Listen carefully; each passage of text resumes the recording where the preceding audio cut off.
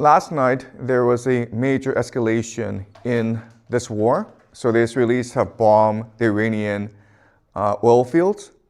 And in response, the Iranians now are attacking the energy infrastructure of the GCC. Okay, so let's have a look at what this attack looks like. This is Qatar.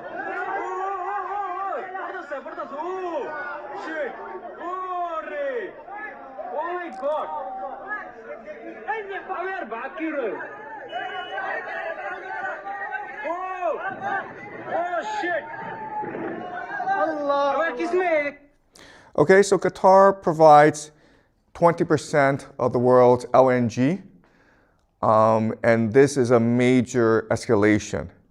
And again, as I pointed out last class, the entire strategy of Iran is to destroy the global economy, okay? And this is how it will do so. It also attacked Tel Aviv in response for the assassination of their de facto leader, Ali Larijani, okay? So this is what the attack looks like.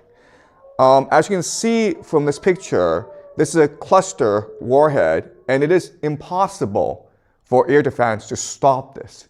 So Tel Aviv is getting pummeled. We don't have footage because it's being censored right now. And you would think that the Israelis would want this war to end as soon as possible because Tel Aviv and other cities are getting destroyed in this war. And again, there's really no way for the Israelis to defend themselves against Iranian ballistic missiles.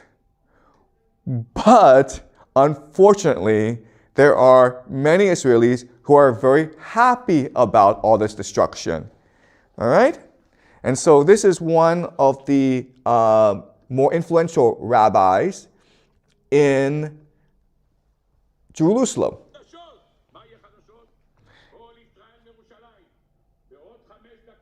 He's talking in Hebrew, but what he's saying is that this war of destruction, it will bring about the return of the coming of the Messiah. And it will happen on Thursday, which is today. Okay? So they are not at all saddened by what is happening. In fact, they are quite animated. They're very excited about what's happening. So again, you cannot look at this war from a geopolitical lens. You have to look at it from an eschatological perspective. All right? So let us look at where we are in the war so far. And as you can see, it is a regional war, and both sides are seeking maximalist objectives. And what this means is the United States and Israel wants to destroy Israel, especially its capacity to be a nation state. And so right now, the Americans and Israelis are attacking their leadership, decapitating their leadership, as well as targeting their economy. And later on, as this war progresses and escalates, they will start to target civilian critical infrastructure, including water. Okay? And it's already happening. They also want to have a divide and rule strategy where they want to provoke ethnic conflict in Iran and divide Iran up into ethnic enclaves. And this is what we call balkanization. The Iranians, on the other hand, want to destroy the entire global economy. And you do that by attacking the energy infrastructure of the GCC. Because again, the entire basis of the global economy is cheap energy. Okay? So as this war progresses, you will notice certain things. Right? So eventually, the Americans will have no choice but to launch a ground invasion. And one possible attack vector is here, which is Karg Island. This is where Iran stores about 9% of its oil for export. And so the idea is that if you take Karg Island, you will destroy the Iranian economy and thus its capacity to sustain this war. The problem with Karg Island is that it's easy to take, but it's hard to defend because of the coastline, right? In which case, you have to also take the coastline. But then you deal with the Zagros Mountains, and so you have to expand outwards. Okay, so this is what we call mission creep, where you cannot justify the war. So what you do is you put in some soldiers, and then the mission creep becomes just justification for the war. Okay, so that's one thing to spot as you read the news. Karg Island will be a flashpoint.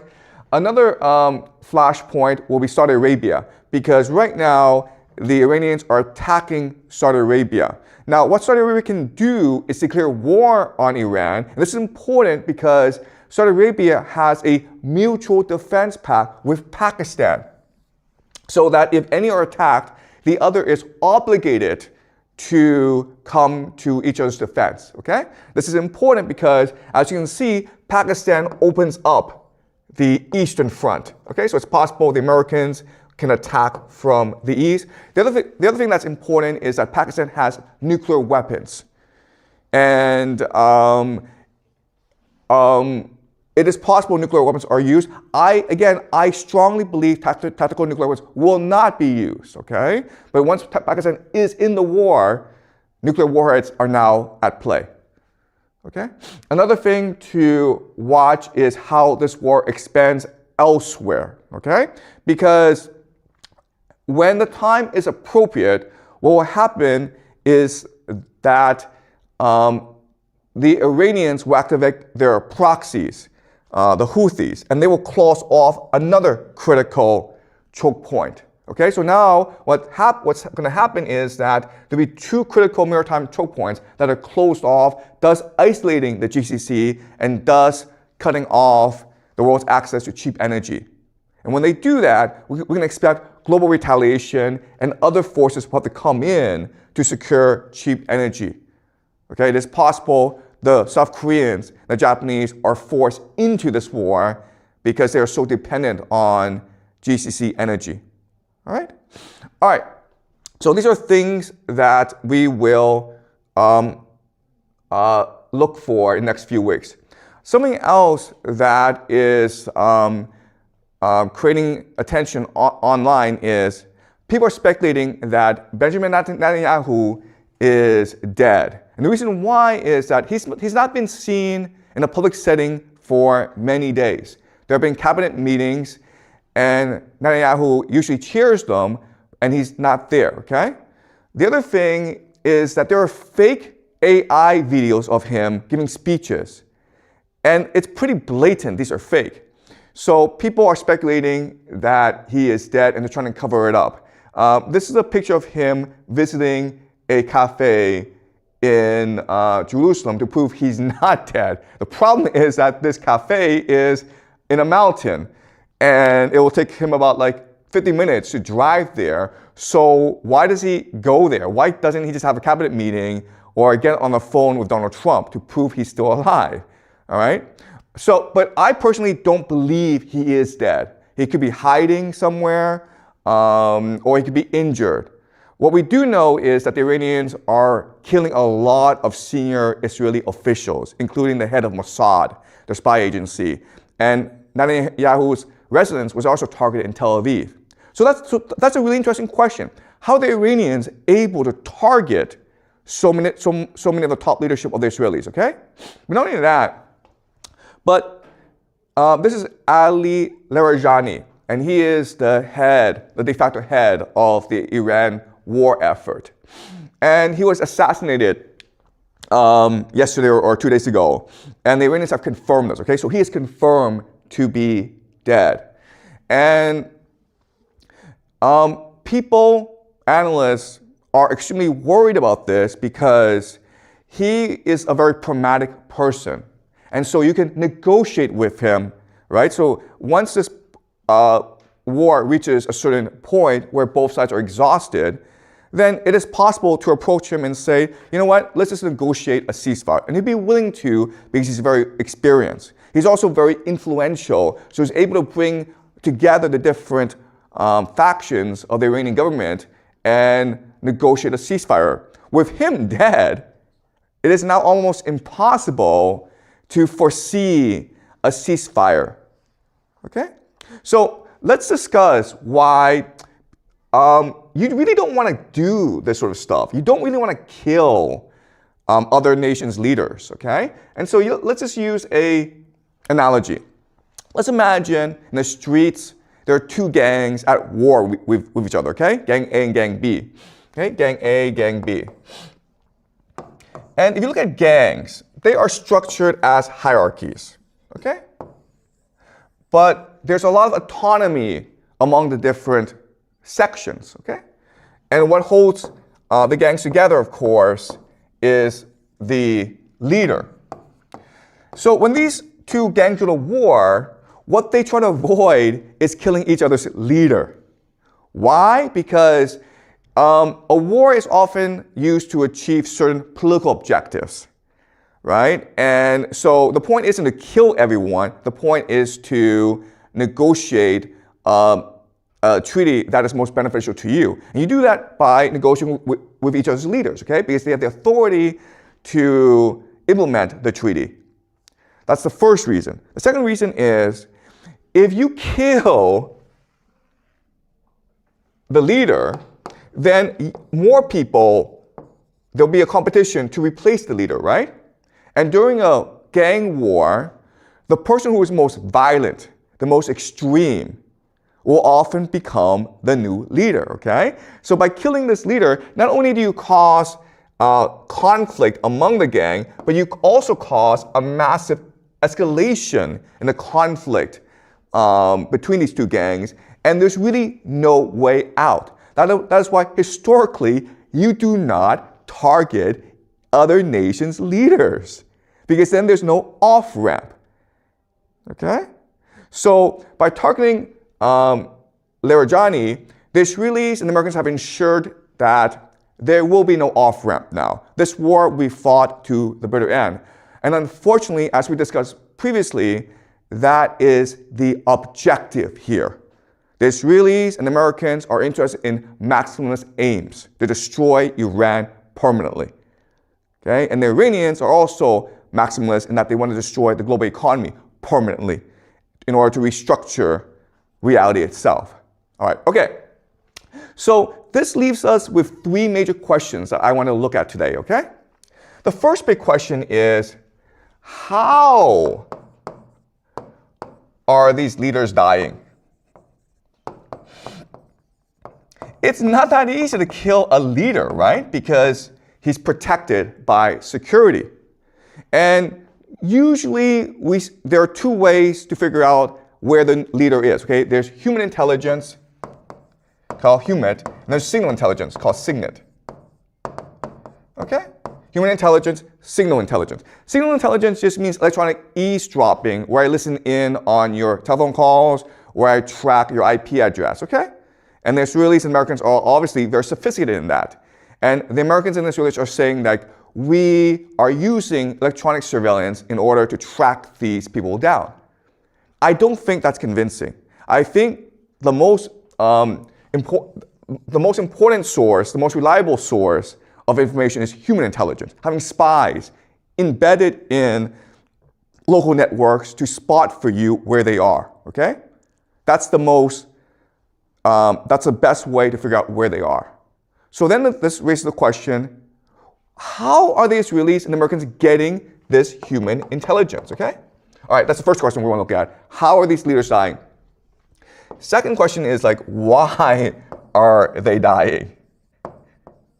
Like, what's the point of killing them, right? Because once they die, they can just be replaced, and they're often replaced by a more extreme individual, okay? So that's the second question we want to look at. And the third question we want to look at is, what does this mean for the war and the world? Okay? What do these decapitation strikes ultimately mean for how this war will progress and how this will affect the world in general, okay? All right, so those are the three big questions I want to look at. So to answer these three questions, I want to introduce a new idea to you, okay? It's called the law of proximity. The law of proximity, the idea is this. Whenever you play a game, you're not just playing one game. You're playing many, many different games.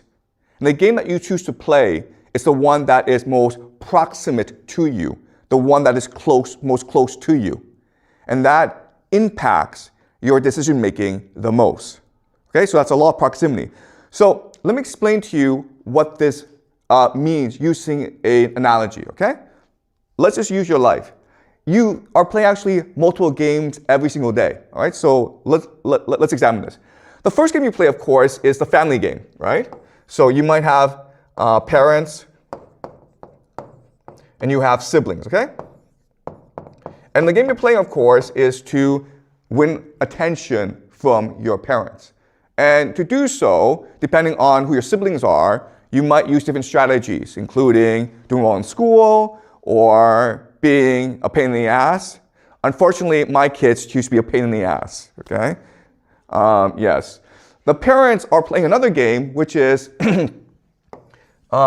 social prestige, right? So they're competing against other parents to have the best family possible, all right? So, and then not only do you play a game at home, but you also play games at school, right? Right? So when you go to school, you're competing against your classmates for attention and popularity, but you're also playing a game in the school to get the best grades so that you can get into a good college, right? Then you go to work, where you're competing in order to win the favor of your boss and to be popular among your colleagues. Then you play a city game where you live in Beijing and you want Beijing to be better than maybe Shanghai or Shenzhen, okay? And then you play a game of maybe a nation where you want China to be stronger than Japan, okay? So as you can see, every single day you're playing multiple games, even though you may not recognize it. And again, what's important is the game that is most important to you is the game which you are most close to, right? The one that you can see in front of you.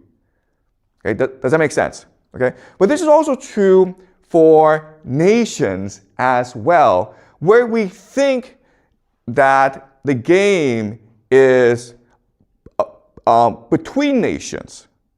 But really, the game is within nations. And the conflict within nations is the one conflict that determines how nations behave against each other. All right, so today what we will do is we will look at 3 examples of this, okay? We will look at the civil conflicts in America, in Israel, and in Iran to figure out why they behave the way they do, and then figure out how this war will progress.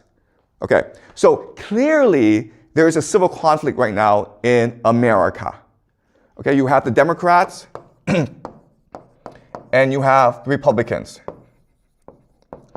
Now what's odd is that even though these 2 different political parties are at war with each other, they both support the war because their calculus is different. Okay, so why do the Democrats support this war? Well, it's because they believe that this war will be extremely unpopular in America, which will allow the Democrats to dominate in the midterms in November and then win the presidential election in 2028. And they believe that this war will be so unpopular, it will destroy Donald Trump and allow the Democrats to rule forever. It will basically destroy the Republican Party. All right? And so that is your strategy. And if you think about it, it actually makes a lot of sense. The Republicans have a different strategy, which is this war may be unpopular, and this war may make America lose, but it's okay. Why? Because in a time of war, the president has something called the Emergency Powers Act, okay? Emergency powers.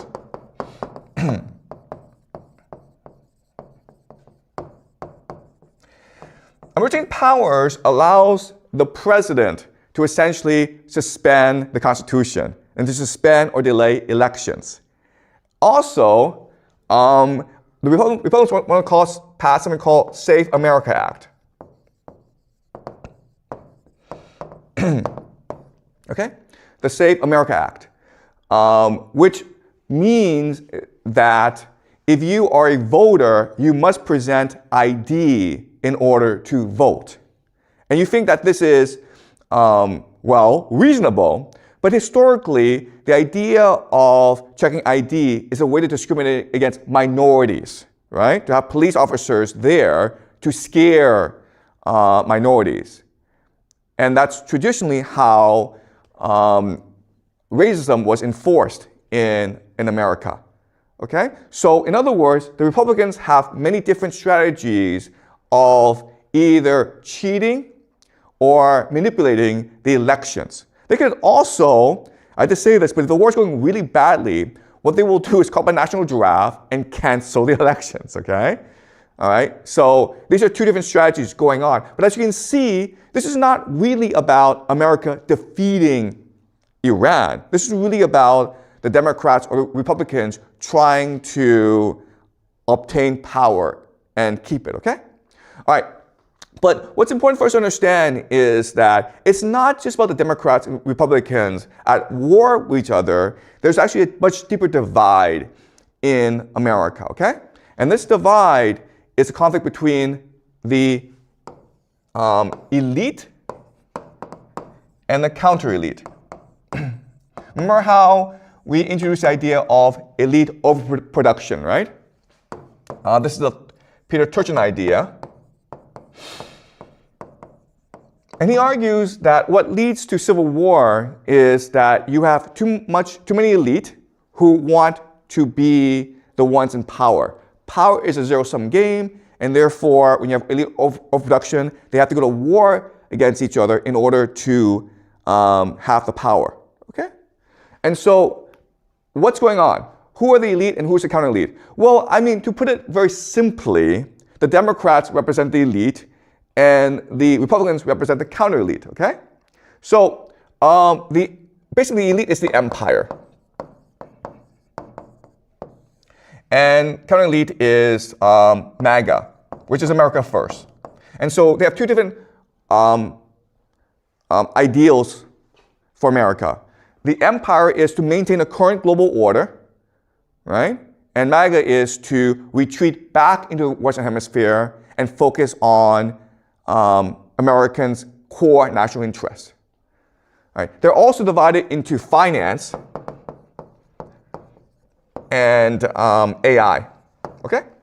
So in other words, Wall Street are the main backers of the current elite, and then Silicon Valley are the main backers of the counter elite. Okay? So these people are interested in maintaining the status quo. They are interested in a revolution, right? And so this is the main divide in America that will eventually lead to a civil war, like an actual civil war, okay? But right now, they're fighting over foreign policy. So I will discuss this more in the future, okay? But I present to you now. So let me give you a concrete example of why they're fighting. Why are people in finance fighting with people in AI? And there's a very good reason. Because if you're able to control Washington, D.C., if you're able to control the levers of government, you're able to make a lot of money for yourself, okay? So let's look at this concretely. Okay, what people don't really understand is that both finance and AI are bubbles that will burst. They're parasites, okay? So finance is a parasite because there's something called a private credit bubble, right? Private credit bubble, the idea of private credit is very simple. Rather than banks issuing loans to companies, companies privately issue loans to other companies. And you would think that these companies would be very careful with who they lend to and how much they lend to, right?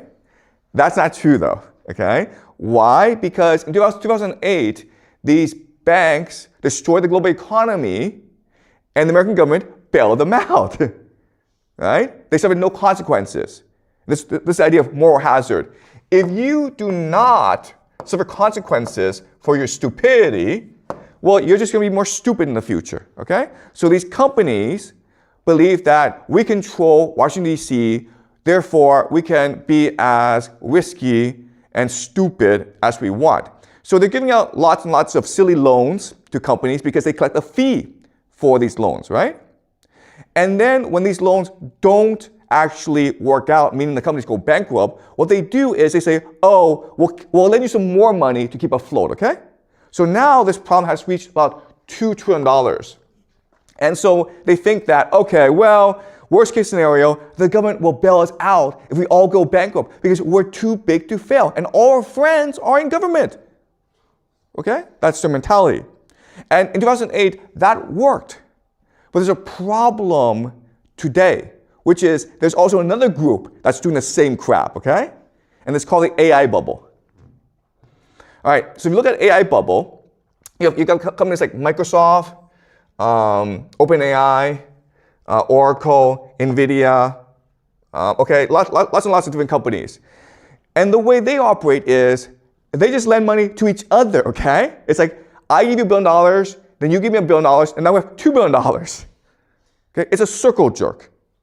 And it's getting a lot of money from the GCC and other investors. The problem, of course, is what's happening in the war, right? So if the GCC can no longer put more money into this bubble, then eventually this bubble will have to burst. But they're like, that's okay. Why? Because we control Trump. We control the White House. We are the stock market. Therefore, Washington, D.C. will bail us out. Okay? So that's the war going on, where you have two parasitic forces, the finance sector and the tech sector, and they are all looking for government bailouts when their bubble bursts. But the government doesn't have infinite money. It can only bail out one side, right? So they're going to fight over with the government. They're going to fight over who bails who out, okay? If the Democrats can win the House and the presidency into 2028, then the private credit people will get bailed out. But if Trump and his people stay in power in 2028, then the AI people will get bailed out, okay? So that's the civil war going on in America right now. We'll discuss this more later in the future, but I just present to you right now, okay? And then, of course, you have the Israelis, Israel. People don't really appreciate how divided Israel is. This is about 2020 when you have like 1 million people in Tel Aviv calling for the resignation, the impeachment, the jailing of Prime Minister Netanyahu. Because Netanyahu, like most Israeli politicians, is very corrupt. Okay?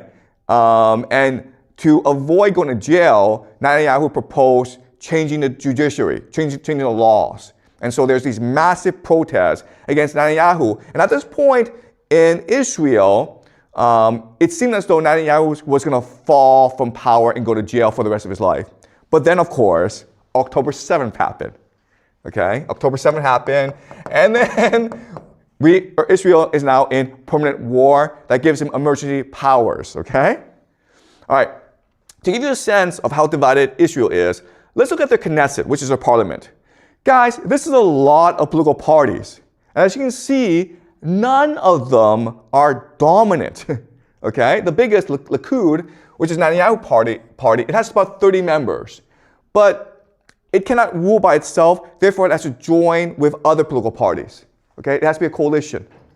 But you look at its enemies. Well, its enemies also have a lot. So it seems as though Israel is an extremely divided society, and it is. Okay? People don't really appreciate this. You know, a lot of people talk about a Jewish global conspiracy. What people don't really understand is the Jewish people have never, ever gotten along. So you go back to the time of Jesus, and there were like 3 major factions in Jerusalem. They were the Sadducees, there were the Pharisees, and the Essenes. They all hated each other.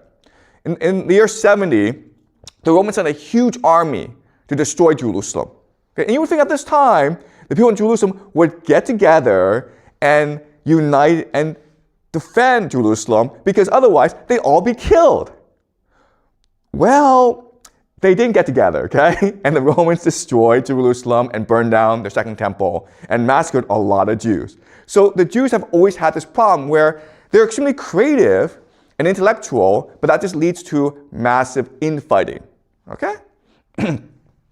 All right, so these are the leaders of the different political parties of Israel. And again, I hate to say this, but like they really hate each other. It's not, like a show. They generally hate each other. And that's why Israel has been politically been so dysfunctional these past few decades, okay? All right, so now I want to discuss where the major conflict in Israel is. Okay, so I would say there's like the two major conflicts is represented by Tel Aviv and Jerusalem. These are two cities in Israel, and they are the two major cities of Israel, and they represent two different centers of gravity, two different visions for Israel. Tel Aviv is democratic. Jerusalem is a theocracy, meaning it's religious. Okay? Tel Aviv is open, meaning it actually has a lot of homosexuals, right? And you can imagine people in Jerusalem aren't happy about this, so they're very conservative.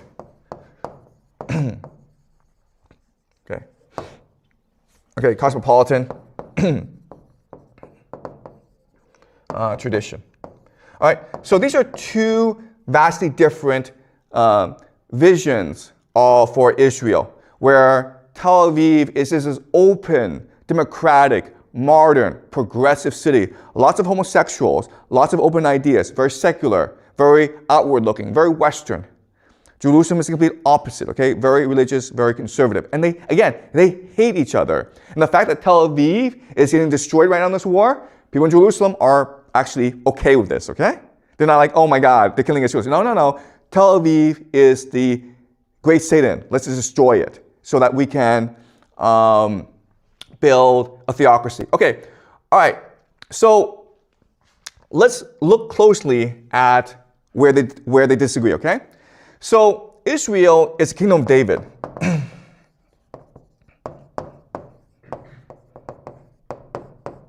Okay? But Tel Aviv and Jerusalem perceive David differently. Okay? So for people in Tel Aviv, David was the king when Israel was at the height of its glory, when it was an open, cosmopolitan, creative, innovative empire. And that's what they want Israel to be. The people in Jerusalem see David as a different person. They see David as primarily a poet prophet. And they see David as the exemplar, as the favorite of God, because he redeemed himself and repented himself in the eyes of God, okay? So redemption and repentance, all right? And what they focus on is a story of David, where David is king, and one day he wakes up and finds he's in love with Bathsheba. And so he basically has sex with Bathsheba. Bathsheba gets pregnant, and that's a problem because Bathsheba is married to someone else, Uriah the Hittite. So what does David do? David has him killed, okay? And David can do this because he's king. But God finds out and sends the prophet Nathan to tell David, you've sinned. And at first, David refuses to admit that he's in the wrong. But then his child with Bathsheba dies. And David falls into tremendous grief. And every day, he's praying to God for forgiveness. He's asking for redemption. He is repenting. And God forgives him. And in this process, not only does David become a better person, but he becomes united with God. Because now they're best friends. Now they talk every day. And that's what the vision that people in Jerusalem have for Israel. A nation that engages in redemption and repentance. They don't care about this war. They don't care about Iran. They don't care about the United States. They don't care about the Greater Israel Project. They care about the Jews finding God again and being loyal to God. And that is what will bring peace to the world, okay? That is how they see the world. This is how they perceive things. They believe that in every person, there's a divine soul, okay, that comes from God. But it is trapped in the animal soul, okay? So Tel Aviv is the animal soul. And this is divine soul. All right? So what the animal soul is, you seek material comfort. You want to have sex. You want to get drunk. You want to party. You want to drive a Ferrari. Okay? This is all animal. But inside of you is the divine soul that only seeks to be with God. Okay? And so we are constantly in a struggle between the animal soul and the divine soul. And so from their perspective, Tel Aviv represents the animal soul of Israel. Jerusalem represents the divine soul of Israel. So it's okay if the Iranians destroy Tel Aviv. Good. Also, they recognize that war is good because if people really want to find God again, they need to suffer. They need to lose everything before they recognize the glory of God, okay? So think of the book of Job. When Job is a character in the Bible who's very wealthy. And so God decides, you know what? Maybe he's only faithful to me because he's very wealthy. So Job loses everything, and this heightens his faith in God. Okay? So that's the vision that these crazy religious zealots have in Jerusalem, which is like, let's destroy Israel so that we can rediscover our love for God, okay? The destruction of Israel will lead to the redemption and repentance of the Israeli people, and therefore peace in this world. The Messiah will finally come. That's why the rabbi was constantly talking about on Thursday the Messiah will come because he feels it's so close. There's so much destruction. There's so much war. So the Messiah must come because now the Jews recognize that only God can save them. Therefore, when you will it, when you pray for the Messiah, when you really want in your heart, that's when the Messiah will come. Okay? But you need to create the conditions when people really want the Messiah. Okay? So that's a civil conflict going on in Israel. And again, these people in Jerusalem, these fanatics, they don't really care if the world is destroyed because this world is fake anyway. Who cares? What matters is the divine soul. Okay? Yeah. You have a question, Vincent? Like you said that Messiah is coming today, which is Thursday, and like... No, I didn't say that. I didn't say that. The rabbi said that. Oh, the rabbi said that like the Messiah is coming today, but like, will the coming of Messiah really affect China and those countries, or is all their personal beliefs? Okay, listen. I know this is hard for you guys to understand, but China doesn't matter. Okay, only Israel matters. The United States, China, Russia does not matter. The only thing that matters is Israel. Okay, only matters is the people in Israel, the Jews. Their spiritual state will determine the fate of the world. Once the Jews unify with God, then peace and prosperity will come for the rest of the world. Okay? All right? Okay, so now I want to talk about Iran. Okay? This is the political government structure of Iran. Now, one thing to notice is that it's very complicated, okay? It's divided into the religious aspects, okay, assembly of experts, and the secular aspect, which is the government, okay? So it's a government, but the Islamic clerics are at the very top. And this is the dual identity of Iran, okay? And this is their last presidential election. And as you can see, it's a pretty divided country, where people in the middle voted for Jalali, but people in the outskirts voted for Pezeshkian, okay? So there's a lot of conflict in Iran, not just political, religious, but also ethnic as well. All right, so let me explain very quickly what I see is the major divide in Iran, okay? So of course you have the Islamic theocracy,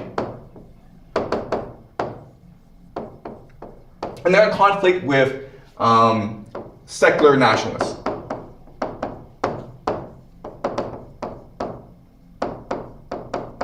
And now, of course, there's ethnic groups as well. I don't really think the ethnic groups matter that much, okay? What really matters is a conflict between the secular nationalists and the Islamic theocracy. Right? So basically, the rural-urban divide. People who are well-educated and want to see Iran as a secular state that promotes democracy and progress in science versus these religious individuals, okay? Now, what happens is that in a war, you become more extreme.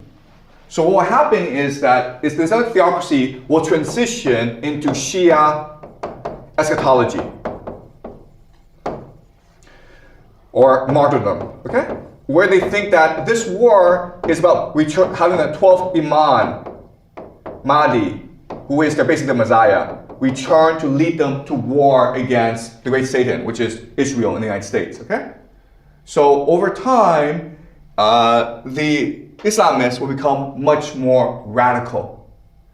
This will force the secular nationalists to also become much more radical as well. So they will become Persian exceptionalists, okay?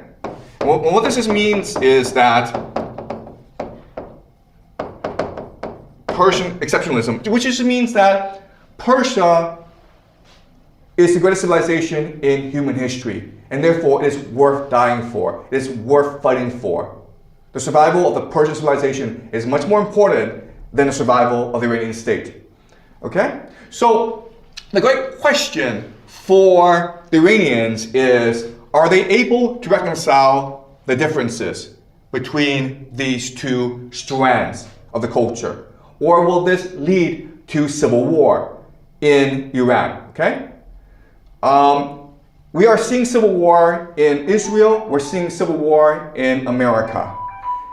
Iran cannot afford to fight a civil war at this time because they're being bombarded by two very powerful nations, the Israel and America, okay? But unfortunately, the law of proximity teaches us that people are much more interested in their own internal conflict than the outside global conflict, okay? And so this understanding now gives us, helps us answer the three big questions of today, right? How are these leaders getting killed? Why are they getting killed? And what will this mean for the rest of the world, okay? And so the first two questions, how are they getting killed? Why are they getting killed? They're getting killed because of these civil conflicts within these nations, okay? These different factions are providing intelligence to their enemies in order to limit their internal enemies, right? That's, again, I don't have evidence, but I think according to game theory, that's the best explanation for how these leaders are getting killed. Because again, it's not that easy as a foreign nation to identify the location precisely of that leader, okay? And what we're seeing in this war is both the Iranians and the Israelis are doing a very excellent job of killing each other's leaders. And that's not actually common, right? So I think this civil conflict within these nations offers the best guide, the best understanding of why this is happening, okay? Now, the third question is, where's the world going? As you can see from these conflicts, it seems as though the world can only become much more theocratic in the end, okay? So what's happening is, at the end of the day, this war in Iran, in the Middle East, it's really a war between two different competing visions of the world. Okay? You have the global secular financial order, okay? And this is the world that we live in today. And they're fighting against a nationalist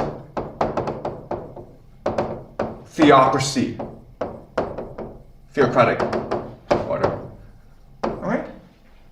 So this is what we can expect over the next 5 to 10 years, where Iran becomes much more theocratic, and extreme, and nationalistic.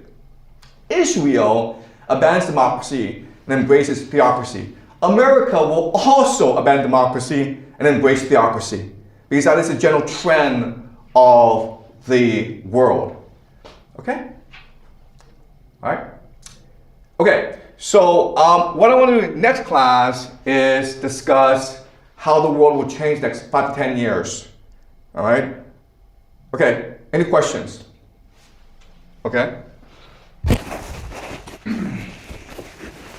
You mentioned that Israel have two divided parts, and one represents the animal soul and the other represents the divine soul. Like I can substitute this logic to a single person. Like people are always struggled with like identify or not identify, like separating the divine soul and pursue the divine soul, but they cannot get rid of the animal soul. Is there a way where we can only struggle as in our lives?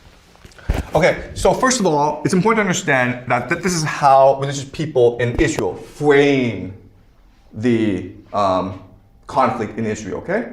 A conflict between the animal soul and the divine soul.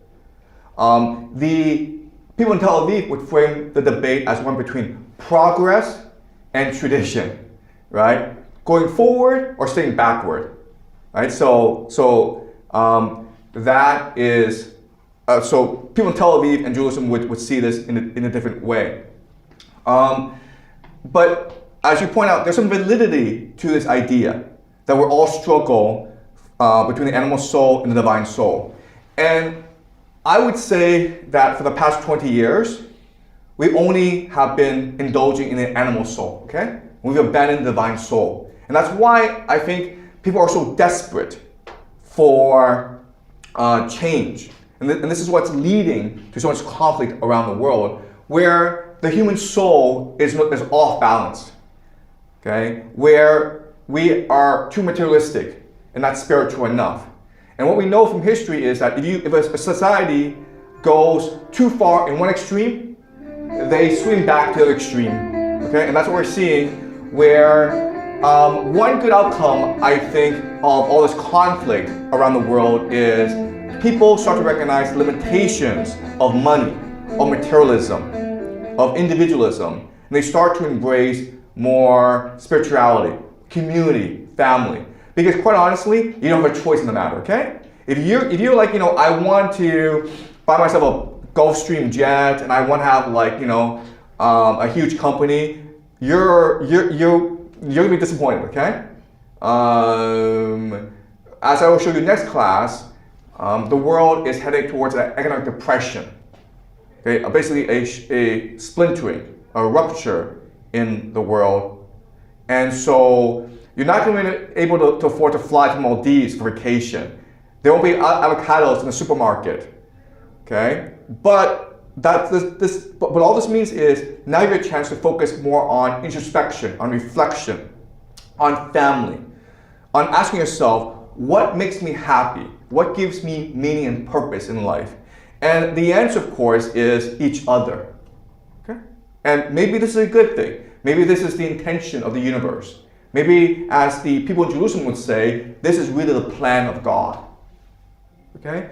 And it's unfortunate that all this war and suffering is happening. But again, what a lot of people who are religious will tell you is, we can only find redemption through suffering and through pain and through tragedy.